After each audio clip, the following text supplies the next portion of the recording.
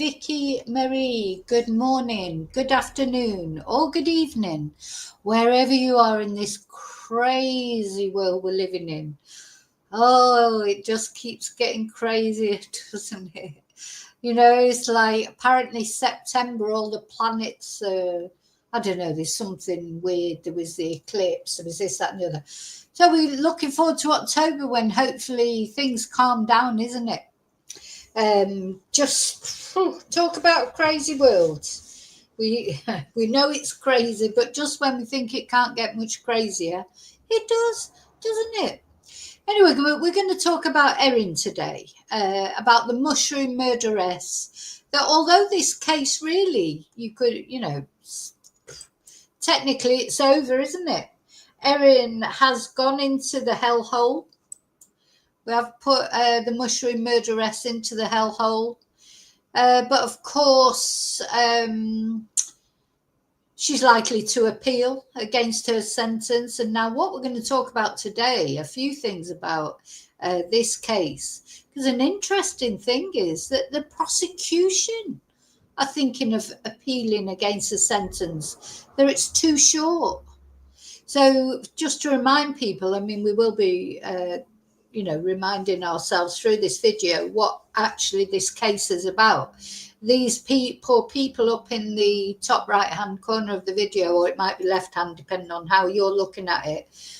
This is Don, Gail, Heather and Ian, and these poor people were lured to a lunch with that horrible woman, the mushroom murderess, and served up a poisoned plate of beef Wellington with death cap mushrooms, and they died. 3 of them died agonising deaths. Ian survived. The guy on the far right survived, Ian Wilkinson, but only just. I mean, he had to have a transplant. He's still got health issues. And he lost his wife. His wife was Heather Wilkinson, one of the victims. So 3 people died agonising deaths as a result of the mushroom murderess's actions, and 1 person nearly died. And her sentence is 33 years, minimum of 33 years, and then she can be considered for parole. Now, when we listened to the sentencing, I think we all felt that this was not enough. That is basically 3 dead people, agonising deaths, planned murder, took time to plan. She knew what she was doing. She sat there and watched them eat it. She said goodbye to them, probably gave them a hug or whatever, and saw them off at the doorstep, knowing that they were dying as they left her house. 33 years, really, if you count the deaths, that's 11 years per person. And then, of course, Ian, for the attempted murder of Ian. So we thought at the time it wasn't a good say. I mean, to me, it was a no-brainer.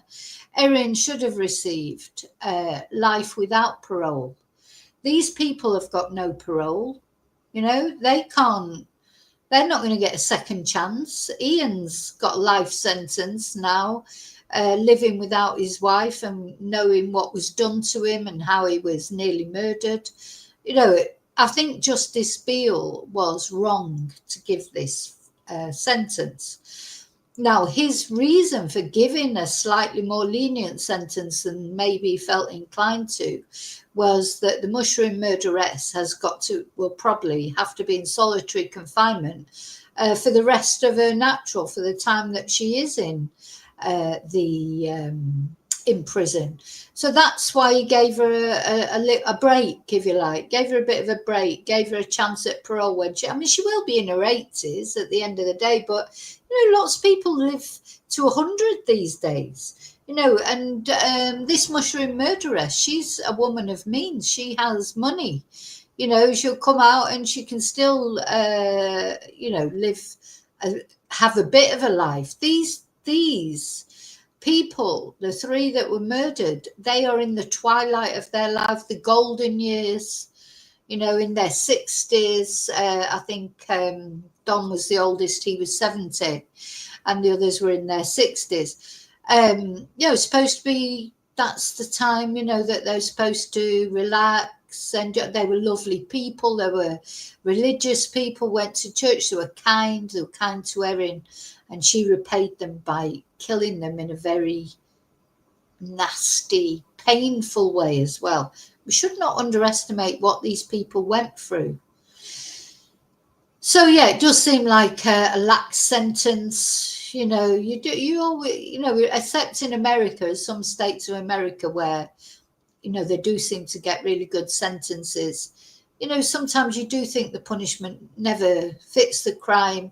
All the attention is on the perpetrators. Oh, mental health issues. Oh, you know, she supposedly had eating disorders, had this, that, and the other. Nobody spoke up for her as a character witness. A family, she said she had no family, but she's got a sister, but her sister has never spoken. She's got this friend, hasn't she, Ali, that turns up. You'd be frightened to go for a meal with her, wouldn't you? You know, she's a horrible person.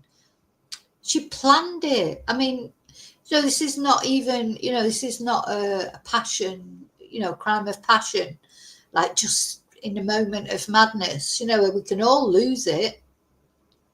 You know, none of us are above sort of moments of, you know, this was premeditated, planned. She knew what these, and these people were good to her. These were not people who'd done anything wrong to her. You know, they'd only ever supported her and been good to her. She said that. So it just makes it even worse. So to me, the sentence should have been life without parole. To me, there's just no question. Anyway, apparently the prosecution are not happy with the lightness of the sentence. So Erin, as far as I know, that her defence team have not declared an intention to appeal. They'd be mad if they appealed, really, to be honest. I mean, they must have thought, oh my God, they've had a real result there with 33 years and then the chance of parole. But apparently, now I need to just say they haven't actually appealed yet, the prosecution team, but they're said to be going to appeal. And that's quite unusual for prosecution to appeal against the severity of a sentence, you know, saying that it's not severe enough. It's quite unusual, that. So that's what we're going to talk about. We might have a little look as well at Trumpety Trump, who's landed in England. Good old Trumpy. I just want to show you this because now, do you know what? I believe in realpolitik. You know, at the end of the day, Donald Trump is the president of America, and I'm not against him being called for a state visit. I know at the end of the day, Keir Starmer, except they're trying to make a good deal for Britain, and I'm not against that because, you know, you can't, he is the president and he was elected and you have to accept it, even if it's with gritted teeth. But I don't know if you saw this. So, of course, he's staying at Windsor Castle. He loves all that Trumpy, doesn't he? He loves a lot of Americans, don't they? You know, and no offence to any Americans that might be watching, but quite often they're critical of the British, but really they love all the pomp and ceremony and they miss not having a royal family, you know, etc. Can you imagine Elon Musk? I mean, you know, he's interfering with British politics, isn't he? But I bet he'd love a visit to the King and the Queen. You know, I am not a royalist, so sorry. To me, it's Charlie Boy and Shamilla. She'll never be my queen. He'll never be my king. But I can see the power of soft power with someone like Trump. At the end of the day, you have to deal with the reality, don't you? You know, he is the president of the United States, and Britain is so inextricably entwined with the United States. You can't divorce our fortunes from those of the United States. You know, we need the United States just as we need some other countries that maybe we're not that happy about dealing with, but we have to. That's the way the world, unfortunately, it shouldn't be, but it is. But I don't know if you saw this, which, because of course there's all the Epstein scandal. that, you know, he's the ghost of Christmas past, isn't he? Brian Epstein, Jeffrey Epstein, he's not going away. And of course, then there's Prince Andrew. Now, Randy Andy, he lives there at Windsor. So do you think he'll be having a little chat with Trumpy? You know, will it be like talking of old times on the Epstein Island? You know, and of course, even Charlie Boy's got his associations and everything. The royal family have always been entwined with PDFs since year dot, really, haven't they? You know, there's been lots of rumours swirling, and of course, they were big friends with Jimmy Savile. We mustn't forget all this. I mean, all these bad people, they were all revered, you know, loved by the royal family. Anyway, never mind. That's not what I'm here to talk about today. But I just wanted to show you this. Did you see this? This was the photo that was unravelled in the grounds of Windsor. But also, they've managed to project a hologram, because obviously you can imagine security is really tight at Windsor. Now, I don't know if you know Windsor, but it's a beautiful place. Where's the one anyway, I can't see the one, but anyway, there's been a hologram put up on Windsor Castle as well. You know, people are making their views known. Isn't that free speech? But no, 4 people have been arrested for putting a hologram up on the on Windsor Castle. So there you go. So much for free speech. As I say, and as I've always said, people who believe in free speech or say they do, they only mean just as long as you agree with me. That's all they mean about free speech. But yeah, so it's a funny old situation, isn't it? So Windsor's a beautiful place. I've worked it. I lived in Reading near Windsor. I've been to Windsor many times. I used to work on the race course there, which is just up from Windsor Castle. It's a lovely, lovely town. It really is a beautiful town. And the castle is beautiful, and it just is lovely. And Trumpy, he will be loving every minute of it. So we might have a little look at that at the end. But first of all, we're going to talk, of course, about Erin and about this. We're going to talk about the possible appeal by the prosecution. We're going to have a look at a little video that I found just accidentally online that will just give us a summary of the case. And we're going to have a little think about why. Some theories that people have had about why Erin although Simon's family, or Simon, certainly her estranged husband, he felt that she had tried to kill him a few times. We found that out, didn't we? But these poor people, they still went along to this lunch, you know, and you just think, why did they go? You know, if only they wouldn't have gone. I mean, it's not their fault, it's her fault, but you know what I'm saying. If my, I don't know, one of my family said to me that they thought that they'd been poisoned by another person that was sort of part of the extended family, that'd be the last place you'd go for lunch.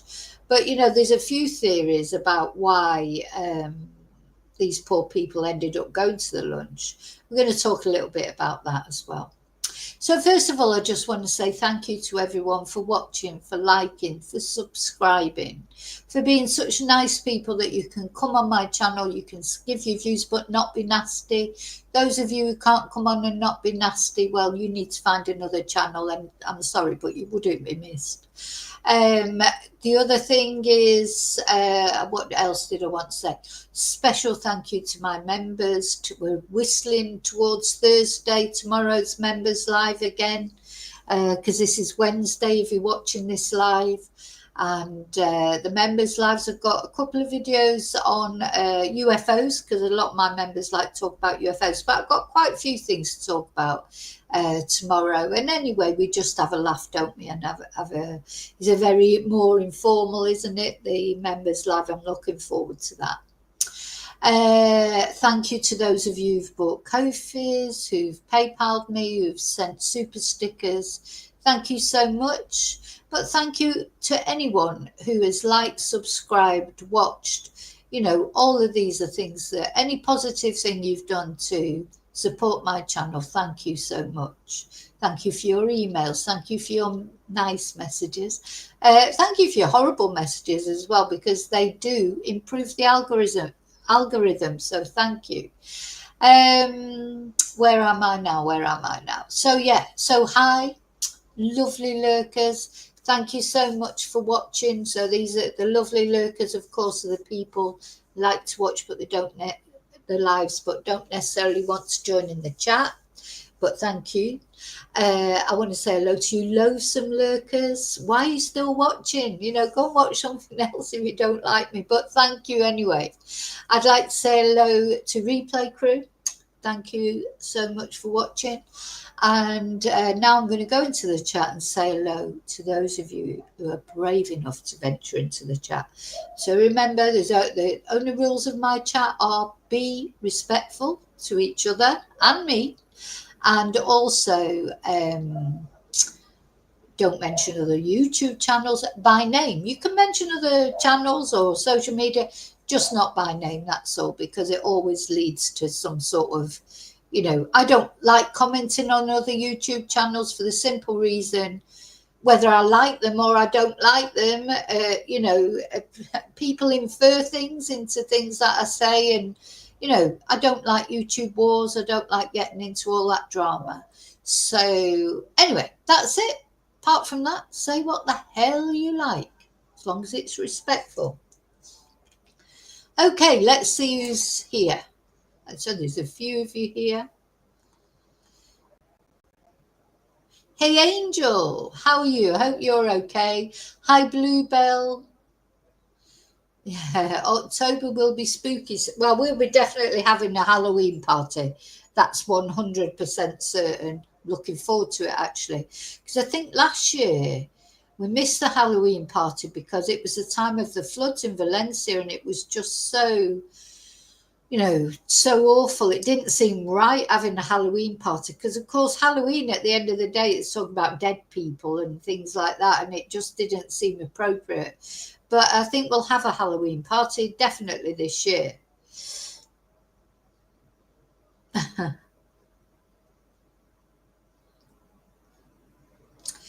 Yeah, so Bluebell for you, because Bluebell's down under, it's like starting to get lighter at night for you, whereas like here in Spain and the UK, etc., and other places, it's starting to get darker earlier. Oh, it's great. You know, it is a little bit cooler here. Those who've been watching my channel, only it's 26 degrees all the same. Here, anyone who doesn't know me, I'm in mainland Spain.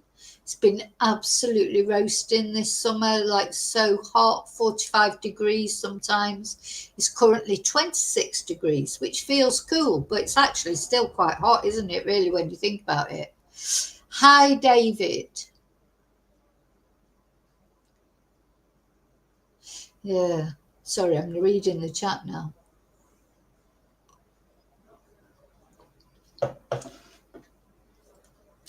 Yeah, I don't know why she's got to be in solitary. I think it's risk to her own life, you know, because she's so famous, because her cases are infamous. I think that's why. That's why.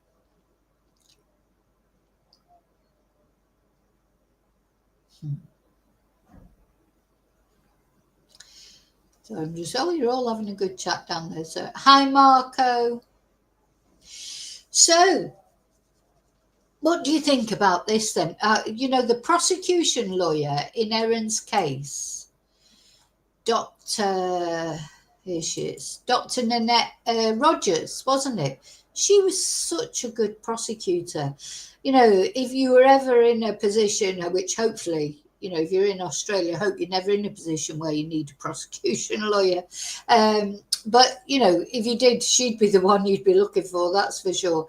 I mean, her case against Erin, she constructed a case because Erin's case was not straightforward, was it? there was no smoking gun. There was a lot of little things that all added up like a jigsaw puzzle to a big thing, that convicted Erin. And it was this lady and her team that put it all together, put the puzzle pieces together, presented them to the jury. This is very important because, it is at the end of the day, the defense really, they don't have to do anything, do they? You're innocent till you're proven guilty. And it was this lady and her team that had to prove that Erin was guilty, not through one great big sort of, as I say, smoking gun piece of evidence, but through a lot of little pieces of evidence, circumstantial evidence, some sort of more concrete evidence like data, etc., and the photos of the death cap mushrooms that she had in, and her lies. To me, Erin really, she's almost convicted herself because her lies. Every time she opened her mouth, wasn't it? It was a lie, and we were using the.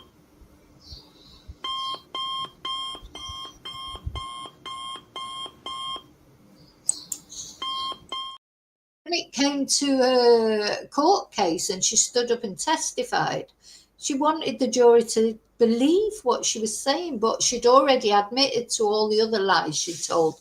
The biggest one of which, of course, I think was saying that she had cancer when she didn't. Nearly all of us will know someone who has had cancer, if we've not ourselves. We'll know somebody in our family, in our friendship group that not only had cancer, but maybe died of cancer. So to lie about having cancer, it's just unbelievable. I mean, that to me just shows the person that Erin is, because that is there is lots of other things, she could have said, really, isn't it?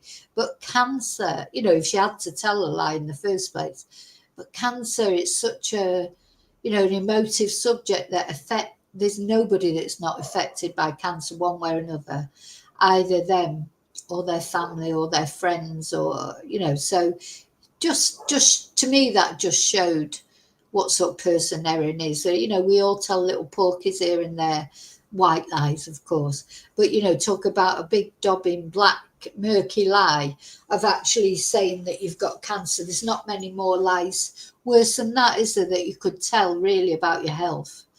So Erin, she's gone through this process. Even her own defense lawyer, Colin Mandy, he said before the sentencing that she deserved a life sentence. He's been quite quiet. We haven't heard of Erin appealing yet. She's still got time. There's still time for all the appeals. So it'd be interesting to see if the defense do come out. The prosecution do come out and appeal against this sentence. I hope they do. I think they should. I think it's too short. I know it's not short in a way. You say, oh yeah, because she's 50, isn't she? So 33 years, she'll be 83. Presuming that she gets parole, of course. I mean, she may get refused parole. And she'll be 83. But, I know 83-year-olds that are having a great life. They're fit, they're healthy.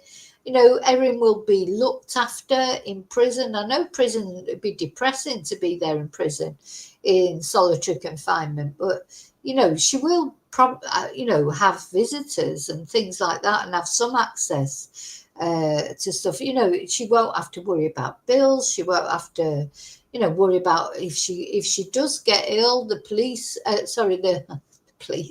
if she does get ill, she'll get the best medical treatment, so it's quite possible that she might live to 83 and be quite healthy as well when she comes out. So I think it's just the closure of it as well. So if I was, this is the survivor, Ian, Ian,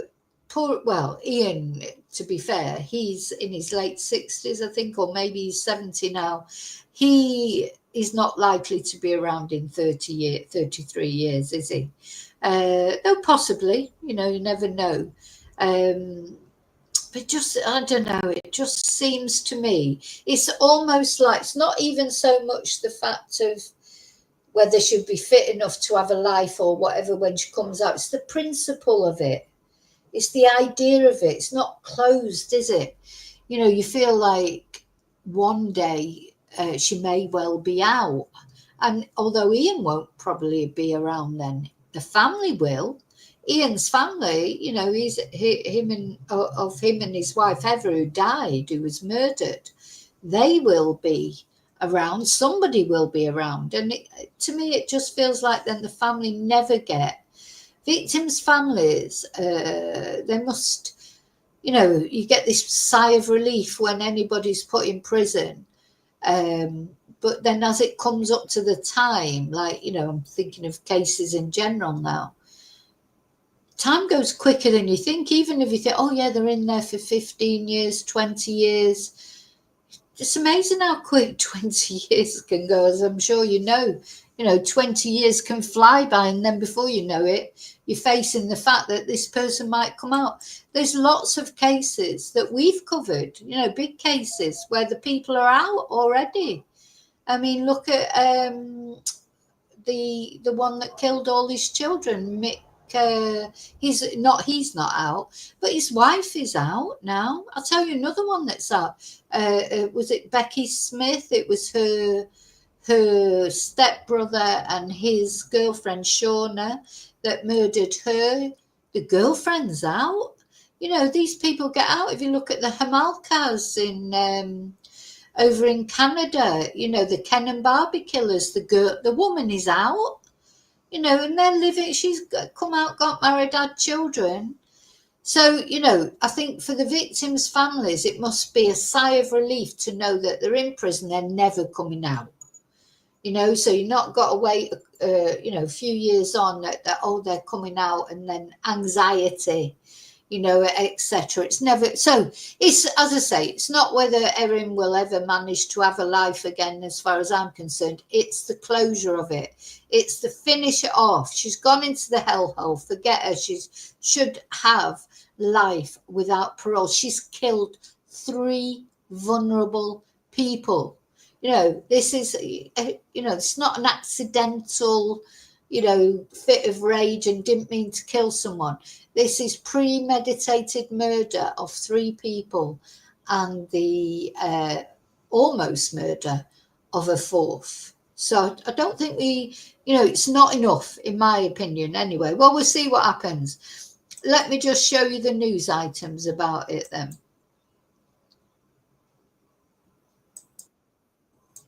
Show you the news items about it then.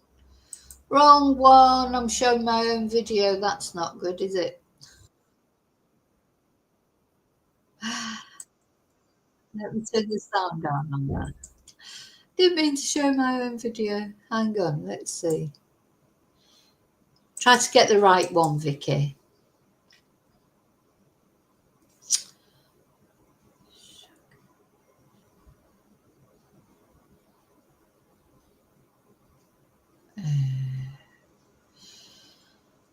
Oh, it's X. That's why it's on X. It's on X. Here it is. Ticks down. Triple mushroom murderer Erin Patterson's jail term may be appealed by Victoria's leading prosecutors. They are reportedly unhappy with the mother of two's 33-year minimum jail term, saying it doesn't go far enough. The Office of Public Prosecutions is reviewing the 50-year-old sentence handed down by the Supreme Court by Justice Christopher Beale last week. It comes as Patterson's window to appeal her convictions ticks down. Triple mushroom murderer Erin Patterson's jail term may be...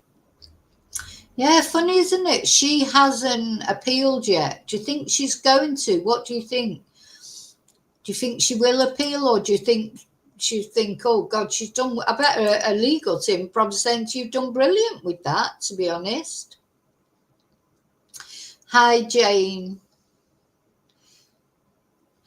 No, it's not complete darkness. It's just that she can't be with the other inmates. No, she'll have a nice little room, and she'll have all her creature comforts and things. She'll have everything she needs in there. She's not allowed to. I think there's one other inmate she's allowed to communicate with. Let's have a look at see what it says.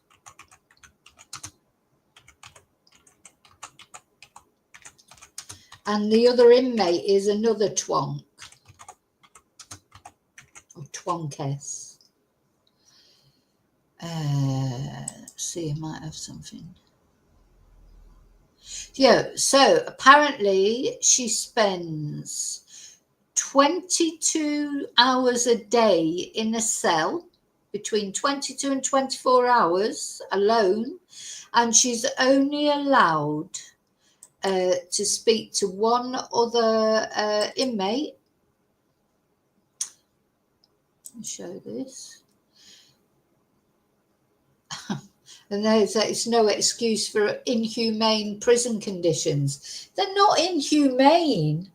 God, I just don't get this. What's inhumane is when you invite people, vulnerable, elderly people around to your house for lunch, knowing that you're going to murder them. That's inhumane. She's not under inhumane conditions. It's her own fault anyway, what she did. So let's see. So the defense drew attention to the harmful conditions of prison isolation, which she has already endured for approximately 400 days. And that is why the court judge, Judge Beale, that's why he took this into account with his sentencing. So it says here, a principle of modern democracies where the rule of law prevails, such as Australia, is that people are sent to prison as punishment, not for punishment. Sorry, I don't understand that at all. Of course it's for punishment. What are you talking about? Let's find another one. See what the Guardian says. So, Croatia. Hang on.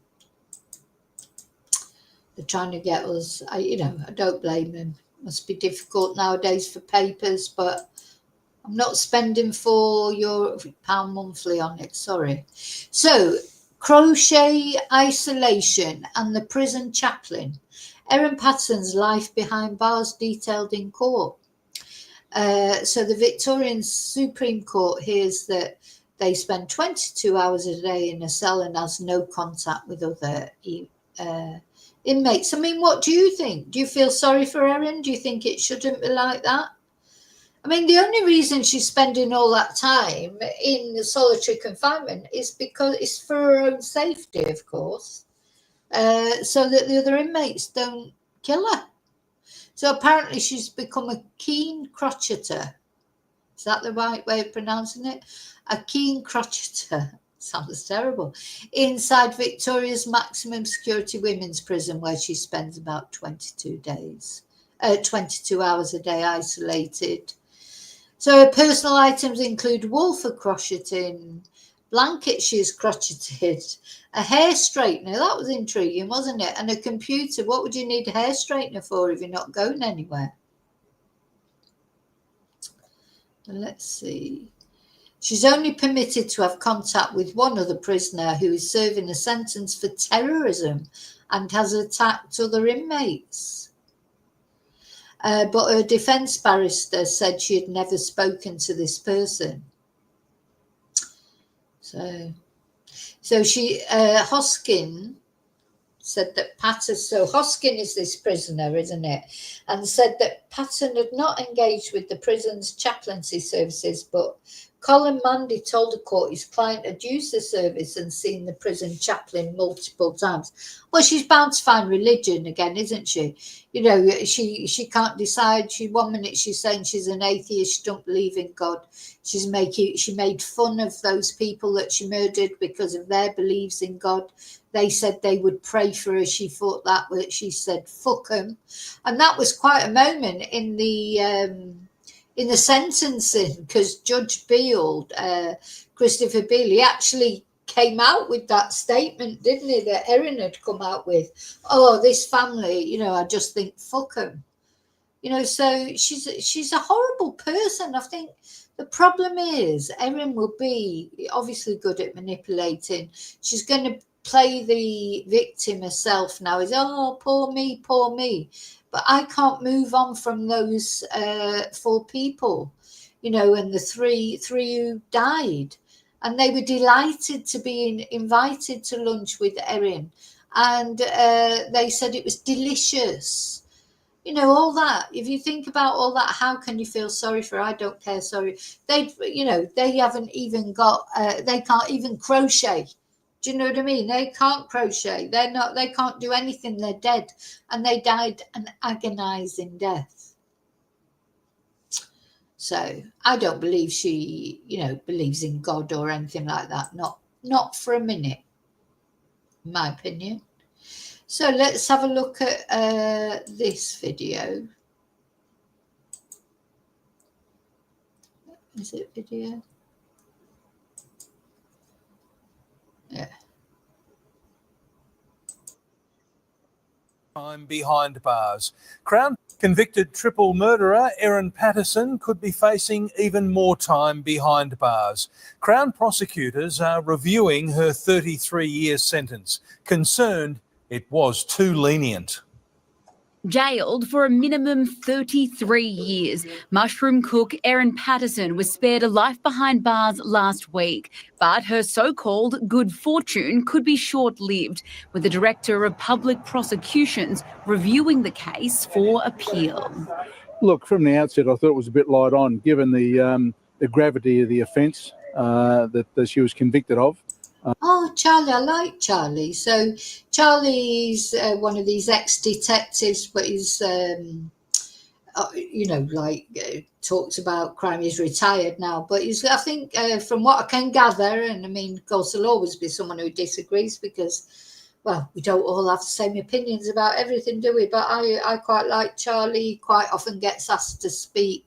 He's one of these ex-detectives. Got a good reputation from what I can gather. I would have expected life with no parole. So did Crown Prosecutor Jane Warren, but Justice Christopher Beale settled on a lighter punishment, taking into account Erin's harsh prison conditions in solitary confinement. There are now fears it'll set a precedent. Well, that's a problem with our sentencing system. Yeah. Precedent plays a major role in it. And in future, they'll use this as a precedent case with other defence barristers. An OPP spokesperson told 7 News the appeals process is stringent and difficult to achieve. The office still deciding what to do. I think it's definitely a powerful and a clear message from the DPP.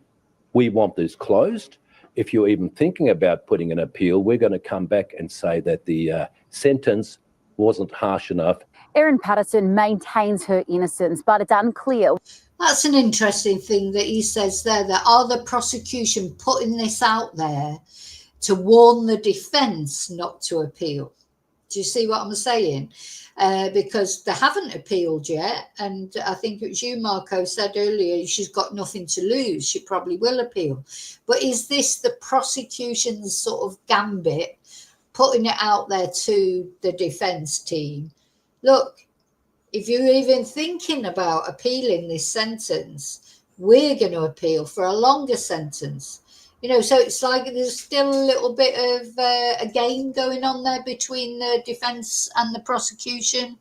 And I expect the defence may be saying to Erin, don't appeal, because if you appeal, then maybe the prosecution will appeal as well. And you might end up with a longer sentence rather than a shorter sentence. So that might be why, because the prosecution have not put in an appeal. They've put out this is what happens, isn't it? They put out this sort of a taster, if you like. So basically maybe what they're saying is if you appeal, to the defence for a shorter sentence, we're going to appeal for a longer one. Whether her team will challenge her convictions. Both sides have just 19 days left to lodge an appeal. It could go either way. It could be harsher or it could be lower. Beth and Yeoman, 7 News. days. 19, Is Prime Minister Albanese 19 days for either of them, I suppose, to make this appeal. So time's ticking.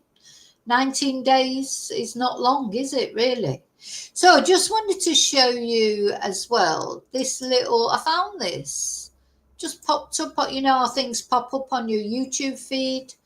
And this was, you know, this is a channel I've never heard of. There's a lot of Chinese writing on it. Hope they don't copyright strike me. Volume 75, Unit 6, The Mushroom Murder Mystery. So I can't tell you what the channel's called because it's all in Chinese. But the person is speaking in English. So if you're, give it a like. Should subscribe as well. I'm on my wrong. Anyway, do I want to switch? Anyway, it's okay. So yeah, let's have a look at this. It's just a short video, but I thought it was interesting because it gives a good recap.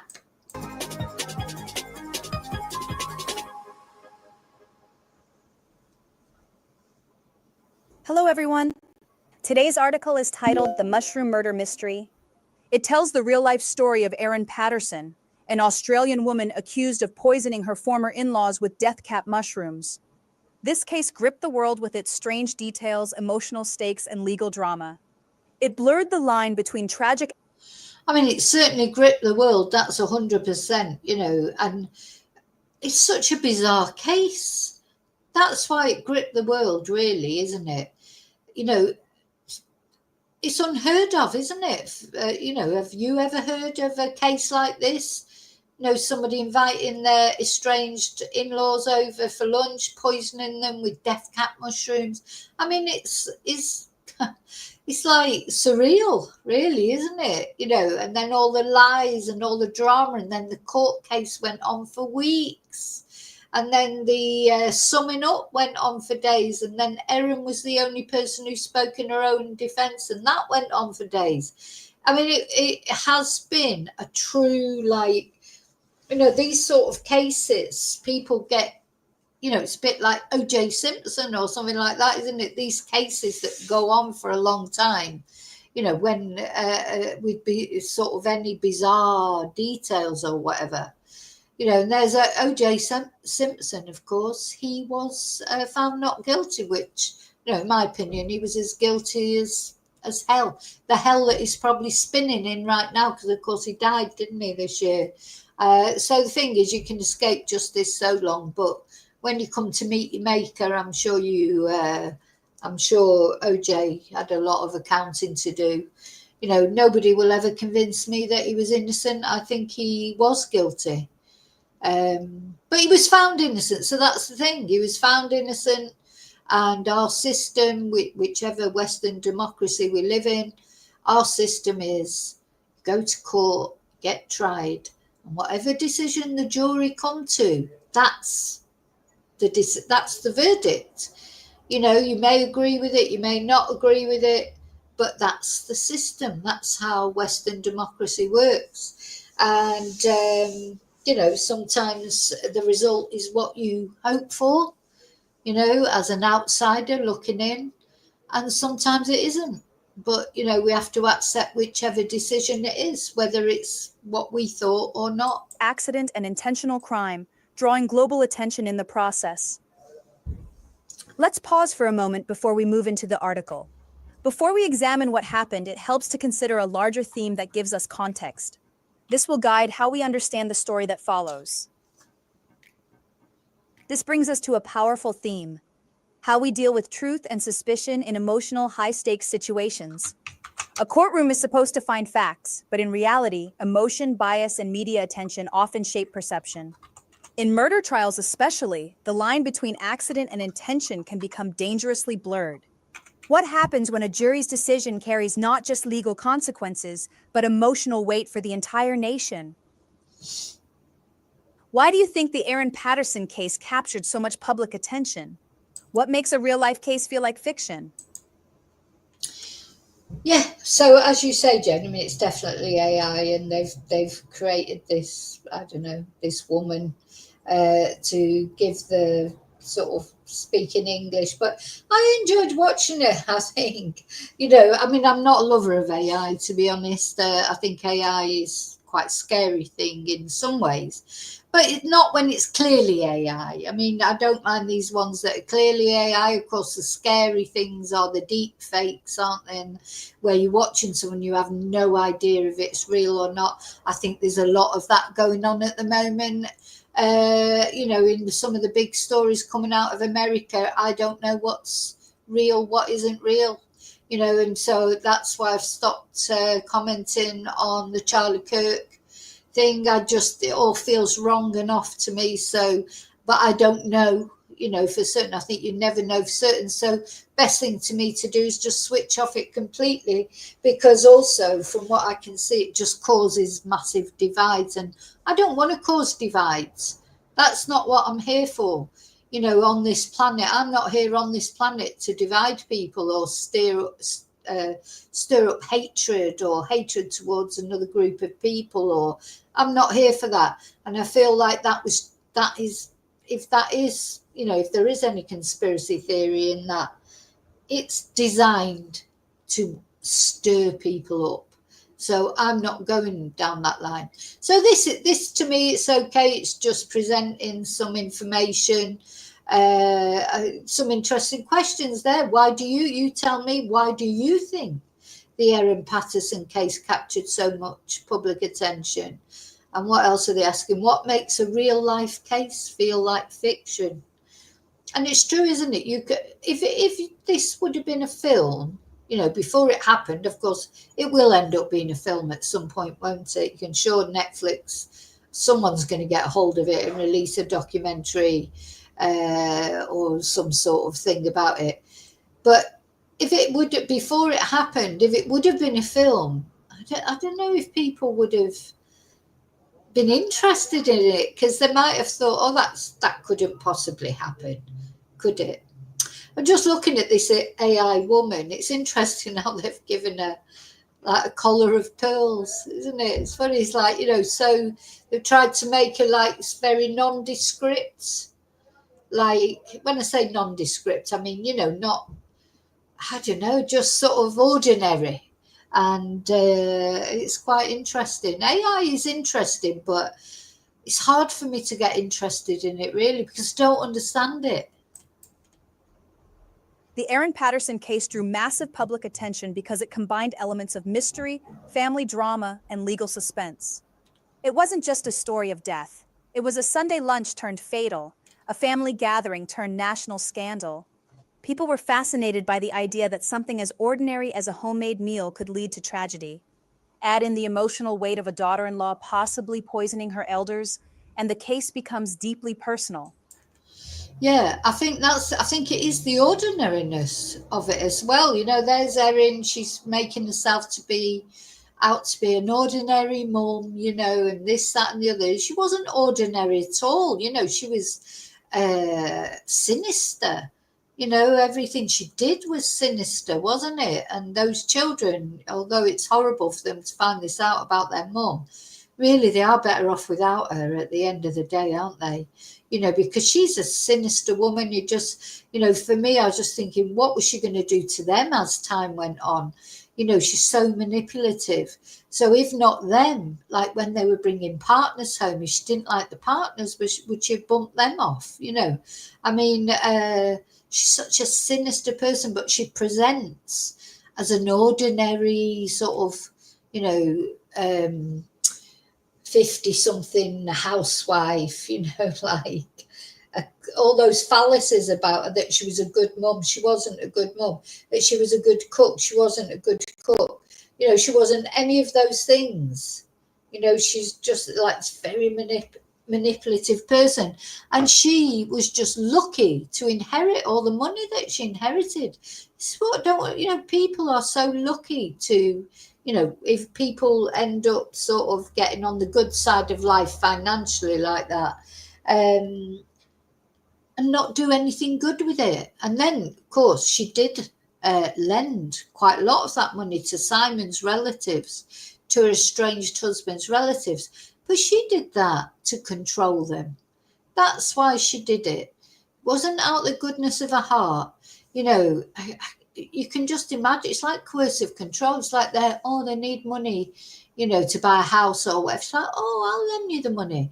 Yeah, but you don't know what the price is, do you? I've had that happen to me a couple of times with a couple of friends. There's always a price to pay, because they come out, it's like, oh yeah, you know, I'll do that for you, I'll help you. And you think, because they get you in your real moment of need as well. You know, I'm not going into details, but sometimes you're between a rock and a hard place. It's not that you want to accept their help. You don't. You'd rather be able to do it yourself, but just for whatever reason, you can't do it yourself. And then somebody's there, you know, offering a hand to you to help you, and you're at your lowest because you just don't know how you're going to escape that situation. Someone comes along like Erin, I'll lend you the money, I'll do that, you know, and you don't realise what a price you're going to have to pay for that.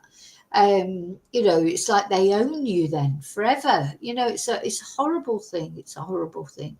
But anyway, I mean, you're grateful at the time, of course you are, because it digs you out of a hole.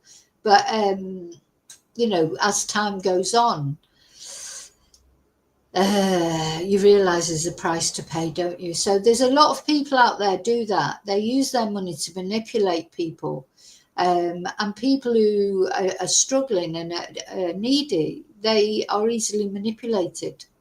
So now, it won't have felt like that at the time when Erin was, yeah, I'll give you this loan. I mean, I don't know what happens to those loans now. I mean, she made these loans to Simon's family, didn't she, for them to help to buy a house, I think, and things like that. I don't know what will happen now to whatever's left on those loans. Is she still due money back? You know, I suppose it will go to it should go to her children, really, shouldn't it? You know, if it's money from her estate, her children, I presume, are going to benefit from Erin's money at some point, and they should do, because they will need it, you know, because you know, they've been through quite a lot, and so if they managed to have their life without any money problems, well, that's good. The media played a big role too. True crime podcasts, news alerts, and live courthouse updates made people feel like they were watching a scripted thriller. But what really intensified the case was the legal process. The jurors had to deliver a unanimous verdict. That means one person could hold up the whole trial. This pressure, the isolation of jurors, and the moral burden made the story as psychologically intense as any drama series.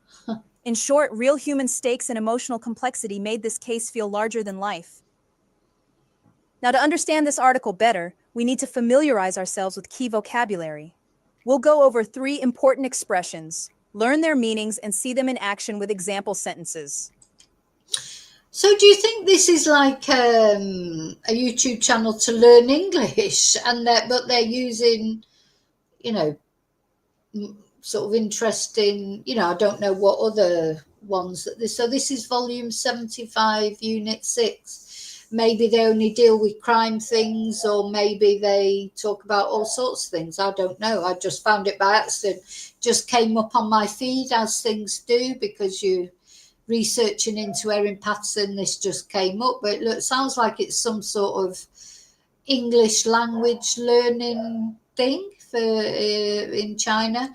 But that's just want to say what you said then, Bluebell. That's scary, isn't it? You know, the AI, I mean, China will be so far advanced in AI. Apparently part of this Trumpy visit is they've made some deal about AI or whatever to, you know, I don't know. But China are so far ahead. Apparently you can go, can't you? So even though your loved one is deceased, they can hologram your loved one and you can talk to them. And see, I don't know about that. What do you think? I mean, I could see how that could be a comfort. You know, you lose your loved one and then you see a way that you can talk to them somehow, but it's not them, is it? It's not them. I can't decide. Again, please let me know what you think in chat, because do you think if you could talk, like, I'd love to talk to my dad again, my mum, and other people that I've lost in my life. But then there's another part of me that thinks, oh no, I don't know about that. It's a bit icky. So what do you think? I mean, maybe that's just my age, and then younger people coming up now, they'll just think of it as a normal thing, as part of the grieving process, that you go and chat to your dead relative, or loved one. Let me know what you think. Let's start with feud. It means a long and often bitter conflict between people or groups, especially within families. Oh, it's interesting, isn't it, the way they're presented? So yeah, it is obviously some sort of English language type thing. The article describes a family feud that added emotional tension to the trial. Here's an example. The siblings' feud over inheritance lasted for years and tore the family apart. Next, we have juror. It refers to a member of the jury, a group of citizens who decide the outcome of a court case. In this trial, jurors were sequestered and under pressure to reach a unanimous verdict. Here's an example. The juror said the evidence was clear, but the emotional weight of the case made it hard to decide. Finally, let's look at prosecutor. A prosecutor is a legal official who tries to prove that the accused person is guilty in court. In this case, prosecutors argued that the mushroom poisoning was intentional. Here's an example. The prosecutor presented forensic evidence to support the theory of premeditated murder. I'm really finding this quite interesting, this video. But anyway, yeah, did you remember that film? There was a spate of films about AI, wasn't there? There was iRobot. That was one film. And then there was that other, what was it? Was it called AI? And it was that young lad.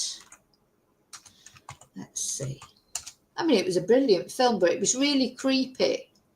Yeah, it was in 2001.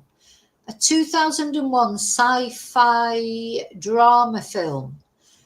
Steven Spielberg was the director.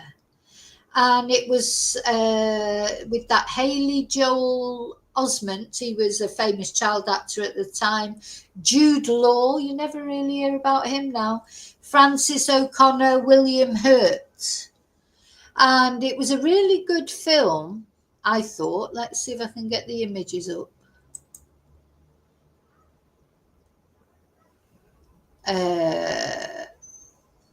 Let's see, what would be a good image to show? Anyway, so these are AI. Yeah, Jude Law. I don't know if you saw it, but it was a very spooky film. It was a good film, but I didn't like it. It gave me the creeps. But of course, it's all happening now, really, in real life. So what it was this boy, he was a robot boy. And but of course, in the film, the AI had got to such a level that you couldn't tell the difference between real human beings and the AI ones. And this family, their son had an accident and went into a coma. And so they didn't ever think they were going to get their son back. They never... Oh, I haven't seen Firebrand Bluebell. Yeah, it's a good film. So, yeah, they didn't ever think they were going to get their son back. Their son was in a coma, and the doctors told them he would never recover. He would never come back. But they were keeping him alive, artificially. So what they did was they got a robot boy, to replace him. Then, of course, you can guess what happened next.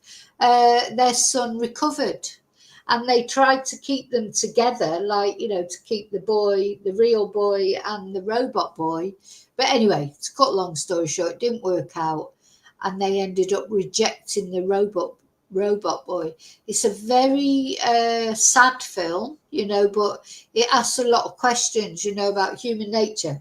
Anyway, Jude Law, he was another one of these sort of half-human robots. But going back to what you were saying, like, so there would be brothels, you know, with robots and things like that. I mean, it's very, very good. In fact, I'd like to see it again because it's been many years. That's 25 years ago, the film. It was 2001. But I'd like to see it again because it raised a lot of ethical questions at the time about robots. But now you feel that literally that film is real life now, you know. That's what people who can't have children, will they be getting robot children, babies? You know, so I don't think he ever got any older. I think when you go, so you'd have that. I don't think that he age progressed at all as a robot. I think it was, you know, you get the child and that was it. He'd be a child forever. But very interesting film because, of course, these robots, they had emotions by then. So that boy felt the rejection. He felt the rejection of his parents. To him, they were his parents, and he loved them like his mother and father, and they rejected him because he didn't get on with their real son when he recovered from his coma. It's a very interesting film. I think it's more even appropriate now, isn't it, with the times that we're living in now? They're 20 odd years on. Just feel like that's probably happening somewhere in the world. So I've never seen Firebrand. I must look out for that. He plays Henry VIII. Yeah, that's interesting. But of course, his career went a bit down the pan, didn't it, for various reasons. But anyway, let's watch the end of this. Now that we've explored the main themes and vocabulary, let's reinforce our understanding with a summary dictation exercise. Oh, let's do it. Listen carefully and fill in the blanks. In Australia, Erin Patterson went on trial for allegedly poisoning 3 former in-laws with death cap mushrooms served in a homemade beef Wellington. The dramatic case, filled with family tension, tragic deaths, and courtroom suspense, drew global attention and sparked debate. With a unanimous verdict required, jurors faced intense pressure.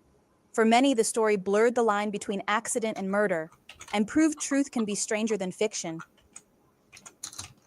Let's check the answers and review what each word means. The first answer is on trial. It means being formally judged in a court of law for a suspected crime. The second answer is allegedly. This means something is claimed to be true, even though it has not yet been proven. The third answer is suspense. It refers to a feeling of intense uncertainty or anxiety about what will happen next. The fourth answer is unanimous. It means that all members of a group completely agree on a decision without any opposition. The fifth answer is verdict. This is the final decision made by a jury at the end of a trial. Hope you all got those right. Well done, everyone. We explored the blurred line between accident and intention, as well as how the media shapes public perception of justice. The Erin Patterson case shows how family conflict, mystery, and courtroom pressure can collide in real life. Here's your reflection question. Would you ever want to serve on a jury?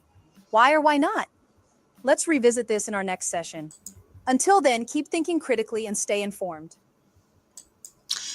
That's very interesting. Now I don't know how do they have juries in China? I mean, I know that sounds like a bloody ridiculous question, but I don't know anything about Chinese justice. I mean, don't forget, you know, our news, you know, I live in Spain. I get a little bit of different news because I get more South American news and things, not just, you know, if you live in the UK or America, really the only news you get is what you're fed, and any news about China or Russia or any other country like that, these pariah countries, you only get, like, you know, you don't really know what's going on in those countries. You only get fed what propaganda your country wants you to know about them. So I don't know if in China they have jury trials. In fact, I'm going to Google that because or does anybody know? Every country has a slightly different you know, justice system, obviously, but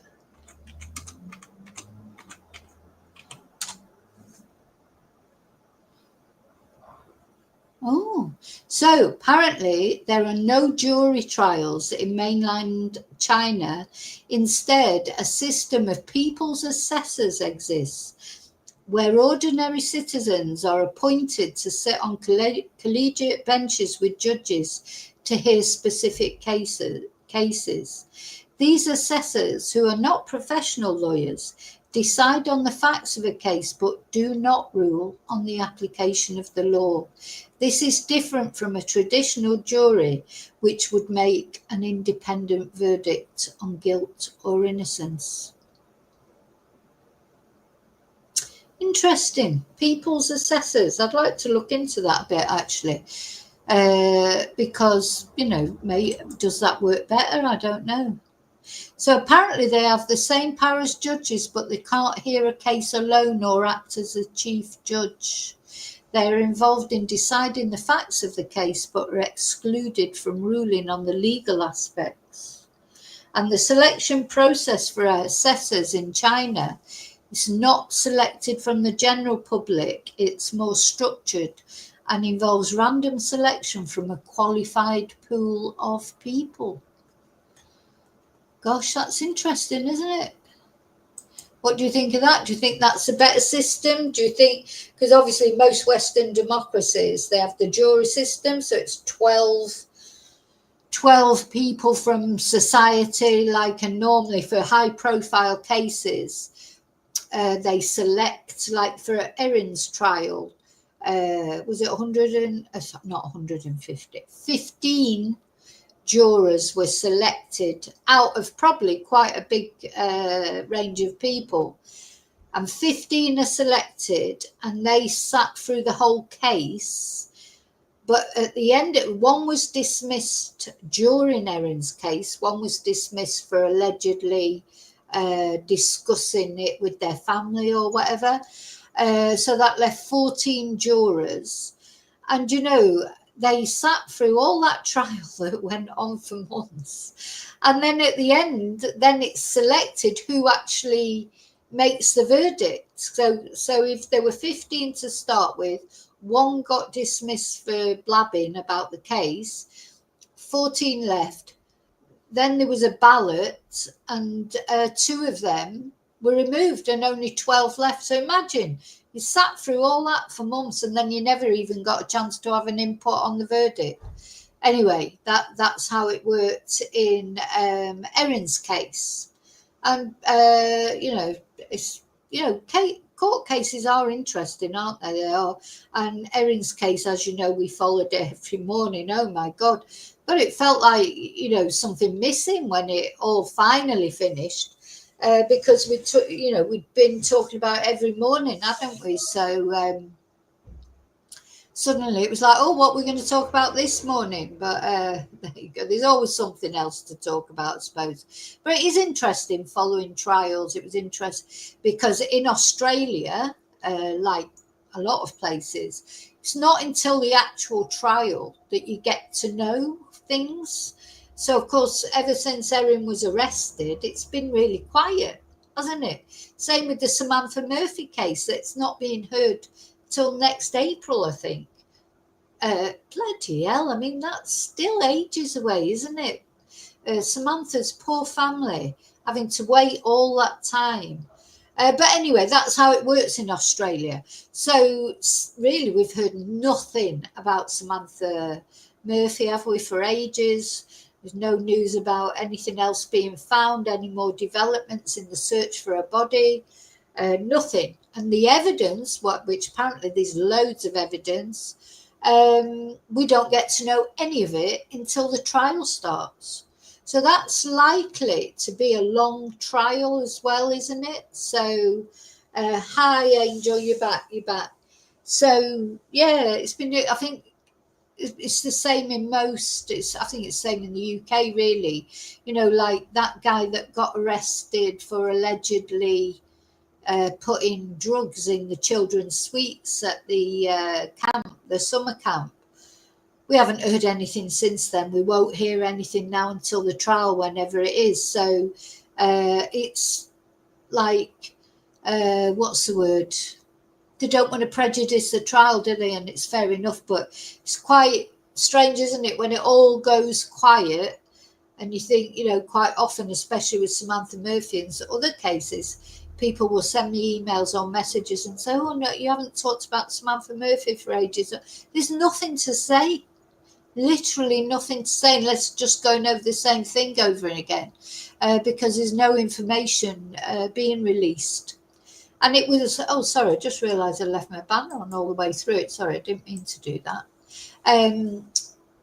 You know, so that's how it is. We have to wait for the trial, and then the information will come out bit by bit, won't it, during the trial? And there'll be some bombshells. There'll be some bombshells with the Samantha Murphy case, just like there were with the Erin case. You know, things that we didn't know that come out. You know, we're the public. We're not to know about, you know, the police investigations. Because the police's priority is to secure a conviction. So they're not going to blab about, you know, evidence and stuff like that. They do a bit in America. America's different. America and certain states especially are so transparent, aren't they? Other states are a little bit less transparent. But generally, you do get more information come through even before the trial in America, but not in Australia, as we've seen, not in the UK, not in Spain. You don't get anything in Spain. Even after the trial, you don't get much. You know, so this is the way these, that's the way it works. So, you know, there's nothing really we can do about it. Let's just have a look again at this. Just have a look again at this news item.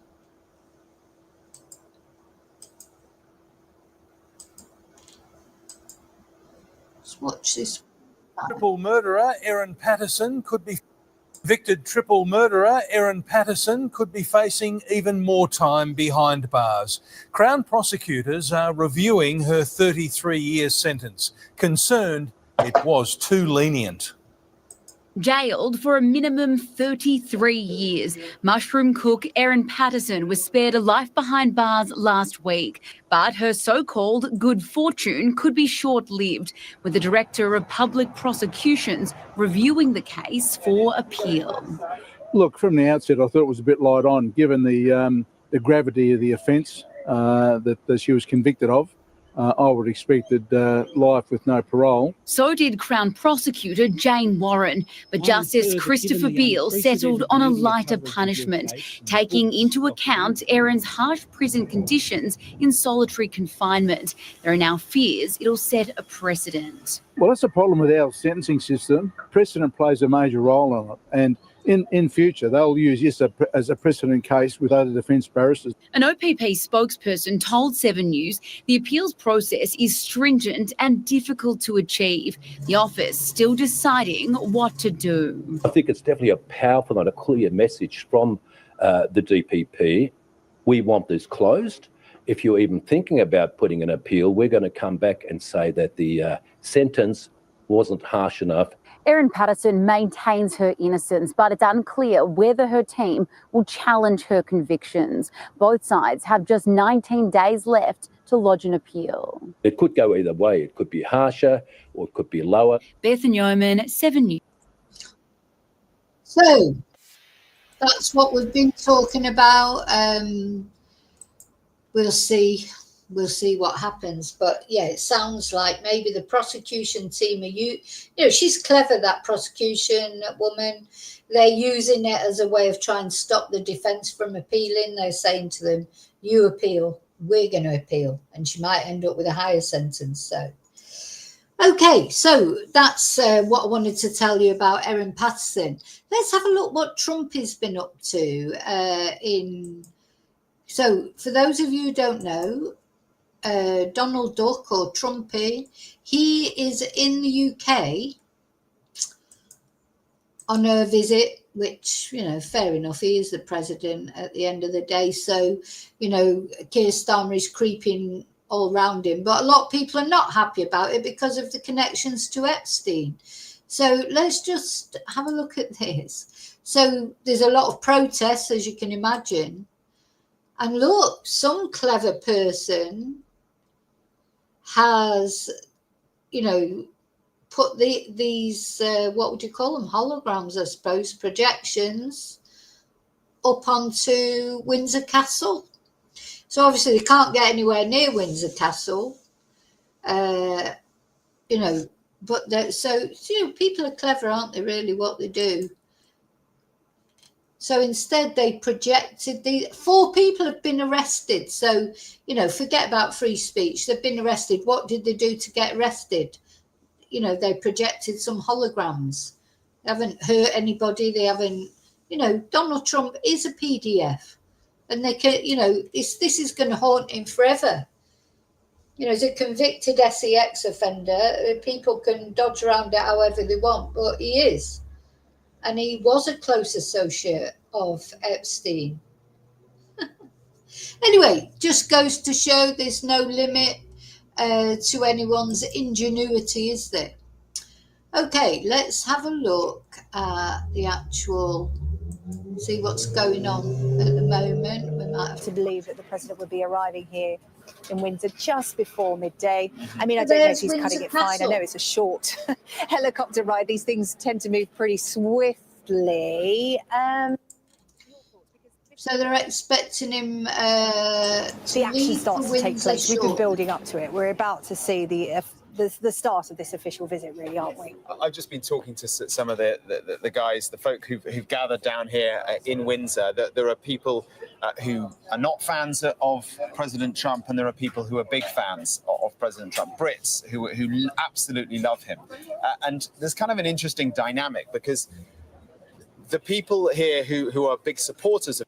Yes, I mean, he is. Of course, there are a lot of people that love him, so I'm sorry if I've upset you by calling him Trumpy or Donald Duck or whatever, you know, because there are a lot of people that love him, and, you know, that's fine. Everybody's got their opinions, haven't they? Got their views. The only thing I ever thought about Donald Trump when he got back into, I thought he would end the wars, and I thought, please, end the wars, but he hasn't even managed to do that. So, you know, Donald Trump tend to be supporters of, guess who? Nigel Farage. Reform. All parties further to the right of reform. So there's a kind of weird dynamic for Keir Starmer here, because the guy he's cozying up to is closely aligned and has a kind of political rapport with people who support Keir Starmer's biggest threat, and that is Nigel Farage and reform. I bet Keir Starmer hasn't slept for days, because first of all, he's just had to sack Peter Mandelson for his ties to Epstein, and then he's got Donald Trump coming, who's so unpredictable.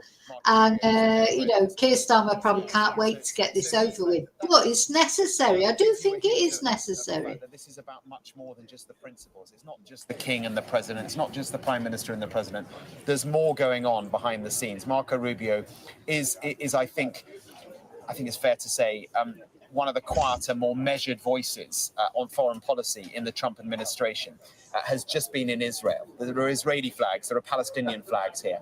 Israel is a massive challenge at the moment. We've seen what's going on in Gaza City over the course of the last couple of days. And I think behind the scenes, on the sidelines, there will be discussion about Gaza, about what next, about the day after that. There's so much to discuss, so much resting on these 2 days. It's really important. Well, the royals, we understand, will be reinforced today. We're just hearing word that the Queen will be part of this state visit in full after recovering from acute sinusitis. It's not my Queen, never be the Queen. Never, will be ever attending this state visit in full and will be part of the royal contingent. Is it just me? Like when they say the Queen, I think the Queen's dead. You know, they keep trying to call Shamila the Queen. She's not the Queen. So yesterday she said she wasn't doing any engagement. She didn't go to the royal funeral. Was it the Duchess of Kent who died? And she didn't go to that funeral, but she's coming to see Trump. So, you know, some people were thinking, oh, well, she's just pretending to be ill because, you know, in respect to Trump's victims. Rubbish, she doesn't care about women. She's never cared about women. She couldn't give a toss about any women except herself. that welcome the President and the First Lady here to Windsor Castle within the next few moments. We're looking at an expanse of green here, Mark. Oh, it's just disappeared, but these are the skies above the residence. Of course, Marine One is what will be transporting the President and First Lady here. I think that's Primrose Hill. Yeah, those dogs were having a lovely time. Stealing the show there. It's raining there, so he'll fly, as you say, on Marine One. There'll be a decoy helicopter Dogs always as well. steal the show, don't they? Usually 2, sometimes 3 helicopters, all look exactly the same. And he's in one of them, the others decoys because of security. There's a bit of rain on that lens. Weather does impact the flight of the helicopter. Maybe it has delayed it slightly. I don't know if it's raining harder in central London. It's holding off here, which is a great relief. It's starting to get a little bit windy here. Yeah, I was talking to it sounds like some of the military who have been organising this for weeks now, and one of their big concerns was the rain, because that kind of literally puts a dampener on it, makes it a lot harder. The soldiers get very, very wet. The good news is it's holding off for now, at least, for the beating the retreat later on. It could be a bit wet, but I mean, the great British weather, right? Yeah, and the carriage as well. I mean, the carriages that Trump will travel in, we think they're going to be covered, just in case it rains. It might be a relief for the president with his hair, like mine, tends to go up. I mean, mine's doing a good job of flying away as well, Mark. So we've all got that in common today. And of course, the red arrows, whenever we see the red arrows at celebratory events, there's always a bit in brackets at the end that says subject to conditions. Of course, the red arrows need the best conditions to be able to fly. And that really is going to be the crescendo of all this pomp and pageantry today, that fly past from the red arrows. Oh, yeah, the red arrows these are the pictures I was talking about bad weather. Here on the right of the screen, Mark. Marco Rubio, who I think, can you see him there at the back on the right there? Marco Rubio, this is part of the president's team. And of course, we talk about all the politics and the diplomacy and the important talk. Listen, Trumpy won't want to come out while it's windy because his hair will go everywhere. So unless he wears a hat or something, can you imagine his hair in the wind? Building going on the sidelines, very, very important. Yeah, you can see there the screen on the left, central London. I'm sure our cameraman will pop into view any moment now to wipe that lens. But there it is. There we go. That is Marine One. One of the helicopters, as we were saying, they do fly in formation for security purposes. Usually, maybe not today. We'll see. But that, we believe, is Marine One. Unclear as to whether it is just hovering or just taken off from there. I wouldn't want to get in that helicopter. I don't like helicopters. They're not very safe, are they? So always President accidents. Trump set to leave from Windsor Castle. That is there's no Marine visibility. One. And then official proceedings get underway, Mark. What are you going to be keeping an eye on today? You said you were down there talking to the protesters because, of course, the numbers have been building. When I came here earlier on, not that many people out and about. There are going to be protests happening in central London as well. So we'll be keeping an eye on that. But in terms of the optics, what are you looking out for? Well, I will be interested to see how big the protests are. I mean, remember for his last state visit, there was that blow-up Trump blimp that we were saying is now in a museum. Yeah, we're not going to see that this visit. I don't think we're going to see that. I think the protests, it feels to me as though they're going to be quite a bit smaller at this time. I think times have changed. Politics has changed. There is clearly a movement here in the UK, a political movement that finds itself. Okay, I've got to go now, unfortunately, but I will be carrying on watching that. But I don't know if you saw the Trumperton. Did you see? I don't know if you saw the headlines going across the bottom there. Will we get to hear, I wonder, about that headline? That a man, what did it say? Let's have a look. It'd be on the other news. Come on, where is it? Home, UK politics. A man has been charged with, I think it was 5 blackmail and communications offences in Westminster. Now that, that's been kept quiet, isn't it? Who is it? So this will be some politician here. Let's have a look. Just have a look at this. You know, you always have to watch, you know, when the news is like it's all Trumperton. But there's things going on in the background. This will be something. Man charged with blackmail over WhatsApp messages to people in Westminster circles, including MPs. And the offences, you know, the MP, they're all, do you know what? Westminster is a cesspit. So the offences relate to the sending of alleged unsolicited indecent images. What's all that about, I wonder? Who is this man? A man who allegedly sent WhatsApp messages to 5 people within Westminster circles, including MPs, has been charged with blackmail and communications offences. Oh, here he is. Oliver Steadman, 28, charged with 1 count of blackmail in relation to alleged unwarranted demands for the telephone numbers of up to 12 people. Who is he? Who is he? You know, there's so many politicians. There's at least 50 MPs of different, you know, political things. At least 50 with outstanding, you know, with charges or with investigations. So I've never heard of this person. Oliver Steadman. Let's see what it comes up with on the old Google.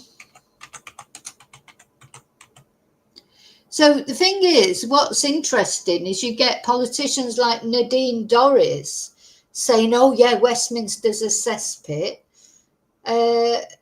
But she's saying it's a cesspit. So, you know, why didn't she say anything when she was an MP? Well, she's in reform now, isn't she? She's gone. Oh, he's a Labour. Oliver Steadman, Labour councillor.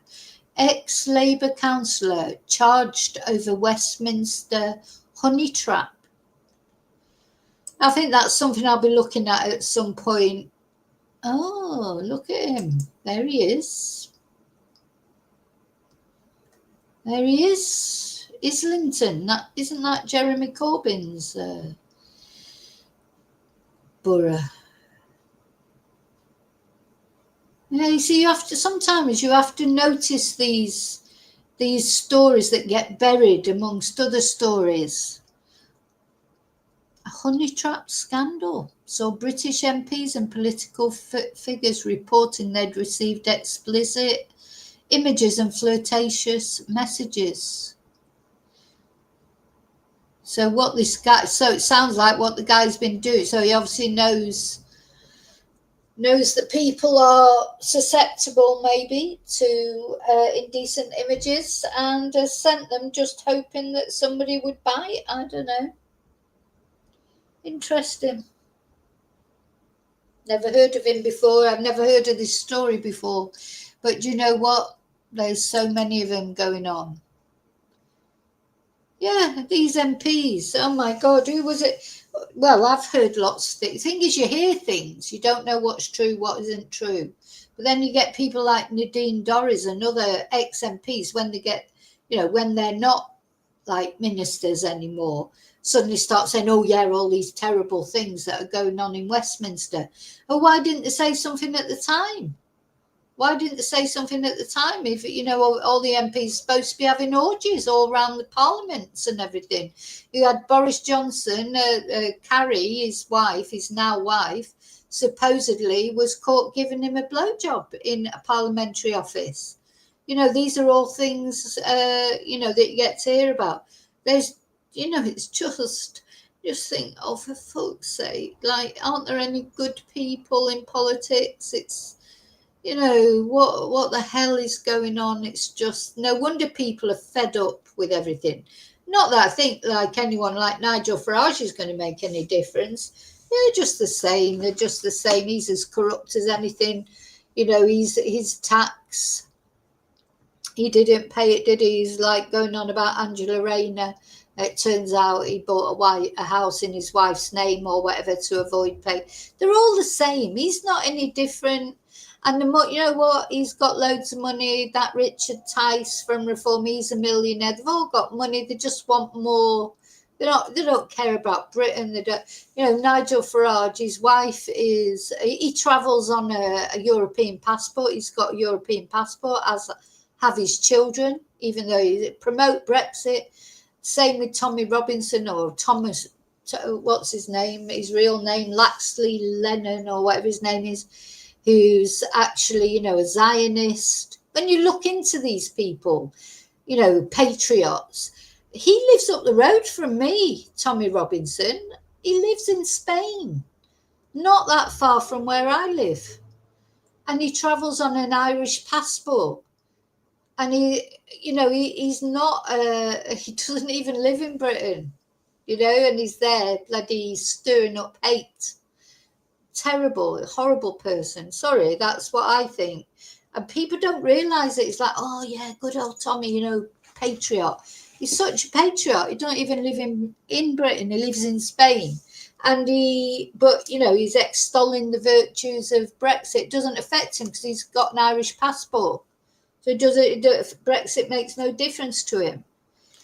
And who's paying him? You know, he's like probably Netanyahu, you know, because he's, you know, these things that go so deep, all this stirring up of hate and division. And, you know, I really realised this week even more. I always think it anyway, but you imagine living in Britain and you know, you look like, you know, you're a foreigner, like, but maybe you've lived in Britain 30 years, but you're a Muslim, so you have to go out in your hijab or whatever you have to wear as a woman. And just like me the other day, I look like I don't look Spanish, so I'm going out and I've been verbally abused and nearly hit with a walking stick by someone because I'm a disgusting foreigner, and all foreigners do is come to murder and steal. Revolting foreigner, dirty foreigner, get back to your own country. That's what those immigrants have to live with every day because of people like Tommy Robinson. It's a revolting person. It's not even his real name, Laxley Lennon or what is his real name? You know, don't even use his real name. He doesn't want people to know he's Jewish.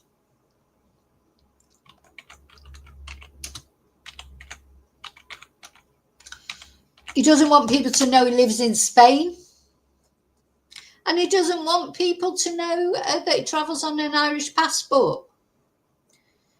You know, he's, I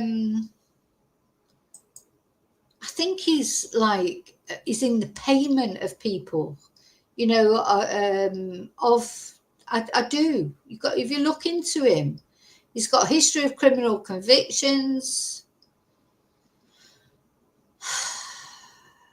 Where does it say what his? I want to find his real name. Stephen Yaxley Lennon is his real name. He was born in London, in Luton, in 1982. An Irish mother and English father. So he made sure he got his Irish passport, didn't he? Made sure he got his Irish passport so he can travel freely around Europe. Yeah. Yeah. So there you go. What patriot he is, it doesn't even live there. Anyway, that's my bugbear about him. You know, he says he's a patriot, doesn't live there. Who's paying him? What is he living off? You know, what is he living off? You know, you have to think about these things, don't you? Anyway, okay, I'm off. I'm off to get some lunch and watch Trumpy Trumperton and whatever he's up to. And I will see you really soon in the next video. Thank you for watching. Let's hope that the prosecution do manage to appeal against Erin's sentence. Or now what that I've watched that, I think reading between the lines, the whole idea of them saying that is to the defense, if you appeal, we're going to appeal. So Erin might end up with a longer sentence, but probably she'll just end up with the sentence she's got. 19 days to appeal for both of them. So okay, thank you for watching. I'll see you really soon in the next video. Please don't forget to like and subscribe. And until I see you again, as always, may your God go with you. Thank you so much. Bye.